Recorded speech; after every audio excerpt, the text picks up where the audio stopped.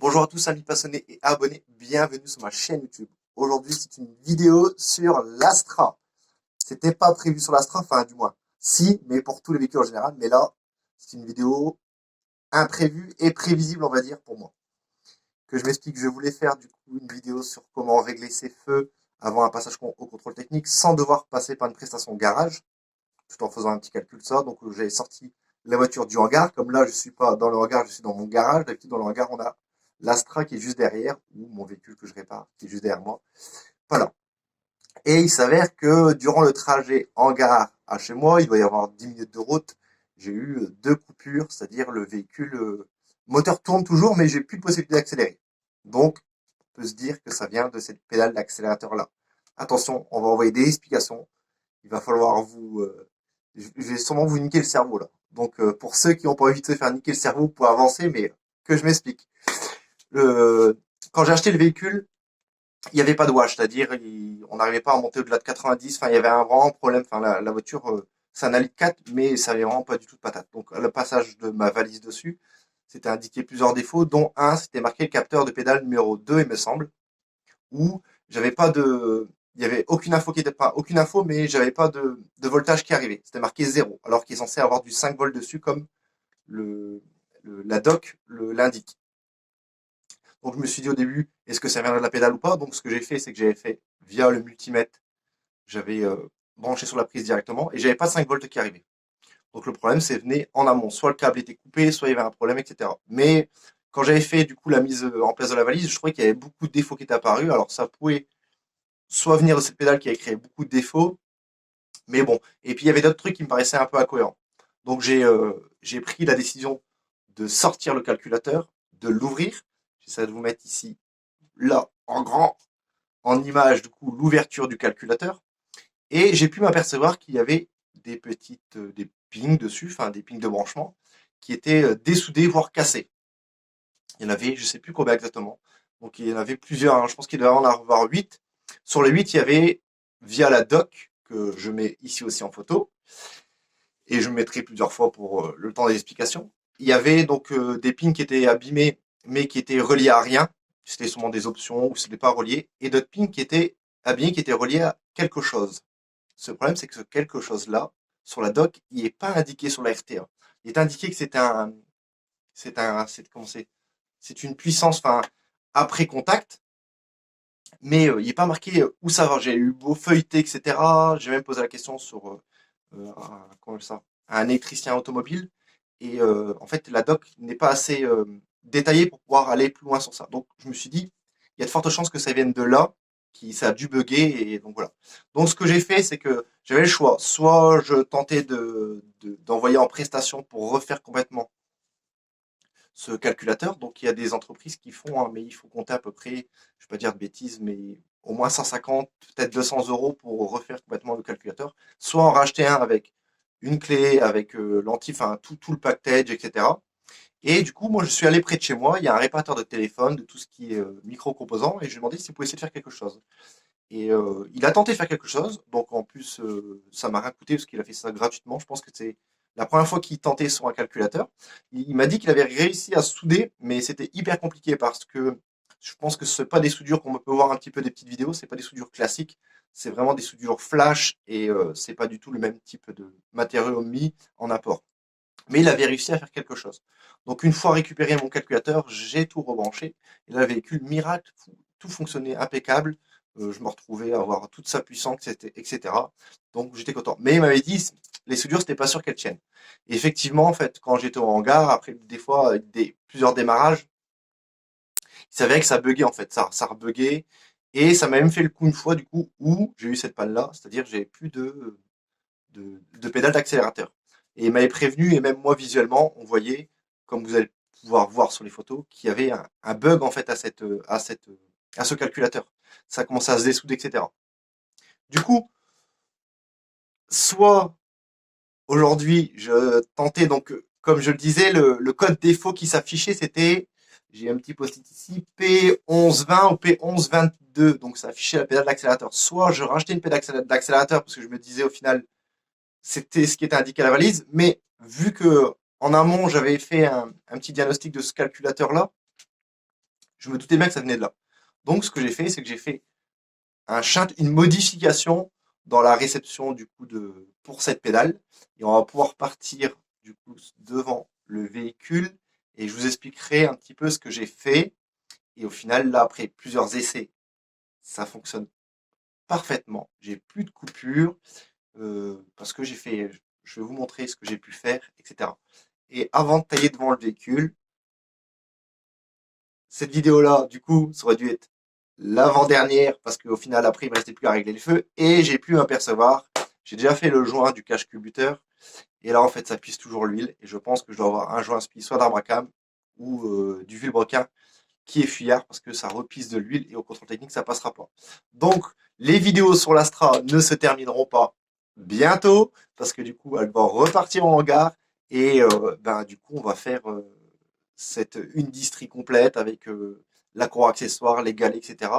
Regardez d'où ça fuit exactement. De toute façon, j'ai plus de 30 millions de choix parce que j'ai changé ce joint cache culbuteur et voilà. Donc, je pense que je dois avoir un joint spi qui est mort. Lequel? Donc là, il faudra tout redémonter et puis on continuera du coup les épisodes sur cette Astra avant de la réenvoyer, de l'envoyer au contrôle technique et de finaliser ce projet-là pour pouvoir passer à un autre projet. Donc je prends la caméra en main, je vous explique un petit peu ce que j'ai fait et puis voilà. Donc nous voilà du coup à l'intérieur de la voiture. Ça, c'est le câble qui va sur la pédale d'accélérateur. Donc comme je le disais, ici, celui-là et celui-là, donc les deux de gauche, cela, théoriquement, quand on vient avec un multimètre, et c'est ce qui donne aussi l'info sur la valise, on est censé avoir du 5 volts sur les deux. Et ce que j'avais moi tout au début, quand j'ai acquéri le véhicule, c'est qu'il me manquait un des 5 volts. Donc c'est pour ça que en fait, le papillon ne pouvait pas s'ouvrir à fond, vu que ici au niveau de la pédale, moi en plus j'étais bon, j'avais contrôlé au niveau de la pédale, la résistance, tout était bon, mais ça permettait pas d'ouvrir le papillon à fond. Donc on n'était pas en mode dégradé, parce qu'il n'y avait pas de voyant au tableau de bord, mais on n'avait pas toute sa puissance à la voiture. Et donc déjà, c'est que j'avais un problème soit dans le câblage, donc j'ai essayé de remonter au mieux le câblage, c'est pas évident, parce qu'après il est tout gainé plus loin. On avait soit un problème dans le câblage, soit on avait un problème au niveau du calculateur. C'est pour ça que j'avais défait le calculateur, car je vais vous montrer après ça, pourquoi ça m'a donné un petit peu la puce à l'oreille, c'est ça qu'on dit, pourquoi je suis parti sur le calculateur. Et donc ici, on est censé avoir du coup deux fois donc du 5 volts et du 5 volts. Et ce que j'ai fait moi, pour résoudre ce problème, c'est que je vais vous mettre ici en fond d'écran, j'ai acheté un convertisseur, donc un convertisseur 12 volts en 5 volts, car il faut du 5 volts, c'est pas du 12 volts. Le convertisseur, il faut lui trouver après un 12 volts. Moi, ce que j'ai voulu faire, et ce que je voulais, c'était avoir un 12 volts après contact. Donc je me suis pris sur le 12 volts après contact de l'autoradio. Sur ce boîtier, donc il y a, donc en entrée, il lui faut un 12 volts et une masse. Donc j'ai pris le 12 volts de l'autoradio plus la masse. En sortie, la masse ne servira pas à alimenter parce que vous pourrez vous alimenter via votre masse de véhicule, etc. Mais là, il me fallait juste le 5 volts. Donc j'ai tout passé dedans en faisant des belles soudures proprement, en mettant de la gaine thermo, etc. Malheureusement, vu que j'ai tout remis, c'était une galère à le remettre parce que je sais pas pourquoi tout doit être plié. Et donc j'ai mis le petit boîtier dedans. Après, j'ai tiré le câble, donc le plus 5 volts, parce que du coup, il s'est transformé en 5 volts. Je l'ai tiré, il est ici, et ça, c'est le gainage d'origine. Et ce que j'ai fait, c'est que à cet endroit-là, j'ai coupé ces deux-là.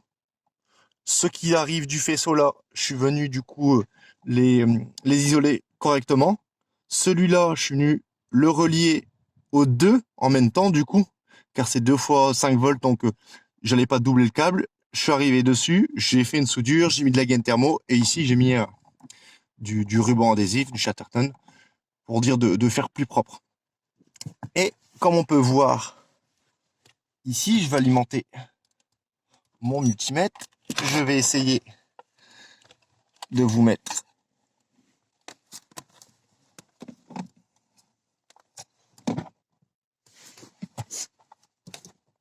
on va essayer de caler ça proprement. Je pense qu'il va tomber. Voilà. Sur.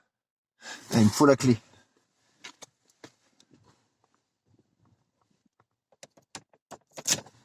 Tac. Donc là, là c'est éteint. Donc là, je me mets ici, là. Et je prends une masse, peu importe. Une carcasse. La carcasse de la voiture, c'est la masse. Donc j'ai rien. Si je mets le premier cran, voilà. Et là, je me retrouve à avoir 5,04. Donc j'ai bien du 5 volts sur celui-là qui arrive. Et sur le deuxième, ici, j'ai bien la même chose qui arrive. Du coup, ça a réglé mon problème pour envoyer après cette info-là via, ça envoie sur le papillon, etc. Pour pouvoir ouvrir à fond le papillon et avoir toute sa puissance. Et c'est comme ça que j'ai pu récupérer du coup la fonctionnalité du véhicule. Donc je vais pouvoir éteindre ça. Et je dis des dons. Et j'ai un don pour dire ça à chaque fois. Je vais rebrancher ma pédale et je vous montre aussi ce qui a pu me faire penser que j'avais un problème au niveau du calculateur.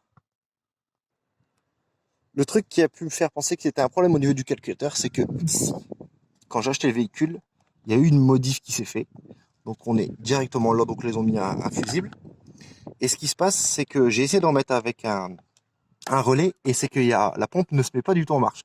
C'est que ce qui commande le relais pour pouvoir, donc comme on peut voir sur d'autres relais, hein, donc l'ouverture est ici, après du relais pour laisser passer le 12 volts, ça commandait plus. Et bizarrement, c'est relié sur le même côté, donc ça doit être celui. Donc ça c'est la partie, tout ce qui est partie moteur, et ça doit être celui du dessous. Et c'est tout ce qui est relié dessus. Et c'est une des pins aussi qui était foutue. Donc nous revoici, encore une fois, donc devant cette caméra, en face caméra. Donc sur la fin, je vais vous montrer un petit peu pourquoi il y a eu ce shunt là. Donc soit il faudrait que je récupère encore une fois un 5 volts ou enfin quelque chose pour pouvoir mettre en marche une fois qu'on met le contact. Soit je laisse comme ça. Pour l'instant, ça fonctionne comme ça. Mais c'est ce qui m'a fait diriger vers ce calculateur. Donc et je pense que c'est une problématique sur ces types de véhicules, Opel Astra, etc. Je pense que c'est une problématique parce que il y a pas mal de personnes qui ont fait des tutos. Donc il y a d'autres qui ont fait des soudures entre elles. Donc ils avaient à ce moment-là. Donc vous, on va essayer de pas trop mélanger les pinceaux. Si vous avez ce problème-là affiché sur votre valise, soit contrôler du coup qu'il y ait bien les 2,5 volts qui sont en arrivée. Donc là, ça pourra, si vraiment il y a 2,5 volts qui sont en arrivée, mais même en essai, c'est-à-dire si vous avez une coupure ou pas, voir si tester en fait avec le multimètre, c'est là que vous allez pouvoir vous apercevoir si les 2,5 volts sont bien là. Ça voudrait dire peut-être que votre pédale, elle ne fait plus le job, donc elle n'envoie plus l'info au papillon. Soit ça peut venir aussi du calculateur, soit dans le faisceau. Donc si ça vient du calculateur, vous pouvez faire soit comme ce que j'ai pu faire. Là, ça y est, j'ai pris l'abonnement pour les soins. Donc le petit boîtier que je remets ici. Je vais aussi mettre en lien dans la description sur la plateforme que je l'ai acheté et combien. Je crois que ça m'a coûté 5 € avec les frais d'envoi, donc c'était vraiment ridicule. Et je sais plus. Donc ouais, soit ce système-là, soit comme d'autres peut-être ont pu faire, donc faire un pont entre les deux. S'il y a que un 5 volts qui arrive, pouvoir récupérer 5 volts pour l'envoyer de l'autre côté. Sinon, refaire le calculateur, mais au niveau tarif, on n'est plus sur le même tarif, sachant que j'essaie de faire des vidéos et des tutos pour essayer de faire soi-même et réduire les budgets parce que ben, du coup refaire un calculateur ça rentre pas forcément dans le budget de tout le monde, surtout pour un véhicule qui commence à avoir et qui a passé 20 ans, donc c'est pas non plus des fois forcément intéressant. Donc je sais plus, encore une fois, donc je sais plus trop quoi vous dire, excepté que j'ai déroulé une bonne partie de l'après-midi, même si ça fuit au niveau de l'huile, donc j'ai contrôlé quand même que j'avais toujours de l'huile au fur et à mesure. J'ai pas eu de coupure du tout. Donc c'est pas possible. Et j'ai pas eu de coupure du tout. Et c'est que ça fonctionne. Donc je suis bien content que tout marche, que tout refonctionne à ce sujet-là, que j'ai trouvé la panne. Donc malheureusement, du coup, le calculateur, lui, n'a pas tenu les soudures que j'avais pu demander au réparateur de téléphone, ordinateur, tablette, etc. Enfin, au réparateur, ça n'a pas tenu. Et bon, moi, je m'en doutais un petit peu, il m'avait prévenu qu'en gros, ces soudures, enfin, c'était compliqué, c'était pas le même type de soudure. J'espère que cette vidéo-là va vous aider. La prochaine vidéo, du coup, ce sera, alors soit je fais quand même ce réglage de feu sur la prochaine vidéo, mais il va y avoir d'autres épisodes encore. Donc ça sera, à mon avis, je vais regarder les joints spi si ça vient vraiment de là. J'espère que ça vient pas du coup du, comment, du, j'ai plus le nom. C'est pas grave, que ça vient pas d'autre part.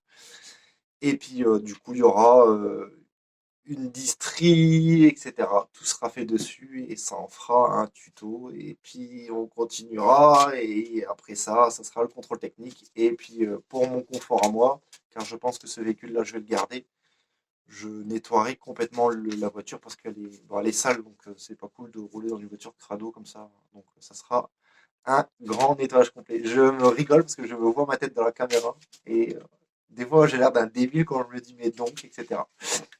Si la vidéo vous a plu, n'hésitez pas à vous abonner. Ça sera peut-être ici la cloche ou l'autre côté. À liker aussi, c'est top pour le référencement de ma chaîne YouTube.